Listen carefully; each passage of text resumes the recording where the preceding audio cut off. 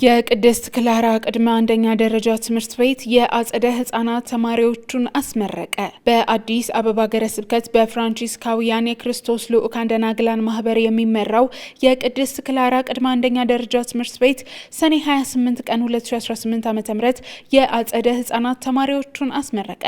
የምርቃት ስነ ስርዓቱ በአዲስ አበባ ሀገረ ስብከት ከፍትህና ሰላም ቢሮ ጋር በመተባበር የተዘጋጀ ሲሆን ከምርቃት ስነ ስርዓቱ በፊት ሰኔ 18 ቀን 2018 ዓ.ም የመምህራኖች ህንጸት በካቶሊካዊ ሀሳቦችና በሰላም ግንባታ ዙሪያ የተዘጋጀ የአንድ ቀን ስልጠና በአዲስ አበባ ሀገረ ስብከት የትምህርት ክፍል ኃላፊ በአቶ ታደሰ እንግዳ ተሰጥቷል።